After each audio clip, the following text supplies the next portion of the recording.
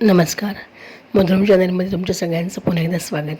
तुम्हाला आपल्या चॅनल आवडत असेलच, ते विषय आवडत असतीलच, तुम्ही सबस्क्राईब करत असाल, बघत असाल, ऐकत असाल, अशा आशाने विश्वास खात्री. धन्यवाद. आज पुन्हा एक वेगळा विषय डोकं असं वाटला.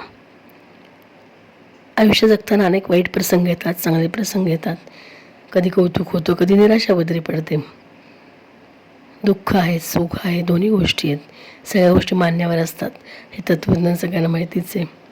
एवढेसे दुःख मी सजवू कशाला, आसवाने मी भिजवू कशाला, श्वास की उच्छ्वास खेळ प्राक्तनांचा.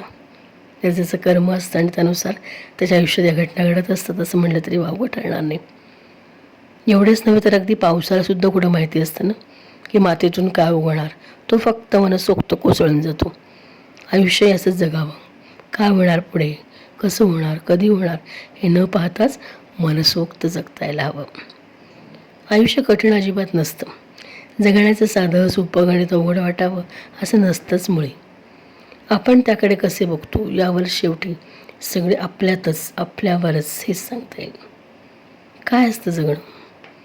एखाद्या साध्या माणसाचं याहून वेगळं असं वाटलं. कधी नळाला पाणी नसतं, कधी पाणी असून घोटभर देणारं कोणी नसतं, कधी पगार झालेला नसतो, कधी झालेला पगार उरलेला नसतो, संपून जातो. कधी मिळवलेला पगार कोणावर खर्च करायचा हा सुद्धा प्रश्न पडतो, इतका पैसा असतो. कधी जागा नसते, कधी जागा असून स्पेस नसते, कधी जागा आणि स्पेस दोन्ही असली तरी त्यात नात्यांची उब नसते. सगळं असतं पण सुख कुठे असतं. कधी डब्यात आवडती भाजी नसते, कधी भाजी आवडली तर पोळीच करपलेली असते. दोन्ही मनासारखं असलं तर शेजारच्या डब्यातून येणाऱ्या खभंग वासात आपली इच्छा अडकलेलीच असते. आपल्यापेक्षा आपण इतरांचंच चांगलं बघत असतो. कधी कोणी सोबत असून एकटेपणा असतो, कधी कोणी सोबत नसताना योगास भरल्या बारवल्यासारखं वाटतं. कारण आपण आपल्यात रमतो. आपण आपल्यात रमलं की आपल्याला एकटेपणा वाटतच नाही. कारण शेवटी सगळं येताना एकटंच यायचं, जाताना एकटंच द्यायचं, हे आयुष्याचं गणित सगळ्यांना माहितीच आहे. कधी कधी काही शब्द कानावर पडतात, कधी नको ते शब्द कानावर आदळतात. हेच आयुष्य आहे. कधी हवे असलेल्या माणसाकडून नको ते आणि नको असलेल्या माणसाकडून अनपेक्षित अनुभव येऊन जातात. कधी आपण कसं वागायचं समजत नाही, तर कधी समोरचा असा का वागतोय याचं उत्तर मिळत नाही. कधी दोष कोणाला द्यायचा समजत नाही, तर कधी कोणाचे आभार मानायचे हेच कळत नाही. तर कधी कधी आभार मानणाऱ्याला तो आपले आभार का मानतोय हेच समजून घेता येत नाही. कधी डोकं टेकायला जागा सापडत नाही, तर कधी जागा सापडलीच तर नमस्कार करण्याची इच्छा होत नाही आपल्याला.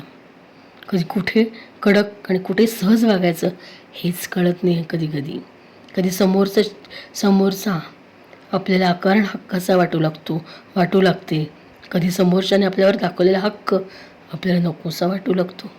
हे आयुष्यच आहे. कधी पैसा असला की नात्यांचा मोह होतो आणि नाती असली की त्यांच्या गरजा मौजमजा पूर्ण करता येत नाहीत, म्हणून जीव हिरमुसतो, गुदमरतो. काय आयुष्य दुसरं? हेच तर आयुष्य. याहून वेगळं आपण काय जगतो? ताण घेतला तर तणाव निर्माण होतो. आजचे भागले म्हणून आनंद आणि उद्याचं काय म्हणून चिंता आयुष्य अजून कठीण करते आपलं. म्हणून नदीसारखं जगावं, सतत वाहत राहावं, आनंद घ्यावा, आनंद द्यावा. एवढंसं दुःख कुरवळत की आनंद घेत जगावं. इतकं आयुष्य साधं सोपं असतं, त्या अजिबात कठीण नसतंच मुळी असं वाटलं. आणि हे आयुष्य माझं आहे, माझ्यासाठी मला जगायचे, इतरांना सोबत घेऊन. त्यामुळे माझ्याबरोबर मी इतरांचाही चांगला विचार करेन. हा विचार जर मनाला बळकट येणार असेल तर आयुष्य खरंच अवघड नसतंच मुळी. आयुष्य खूप सोपं असतं. धन्यवाद. पुन्हा भेटूच नवीन विषयात.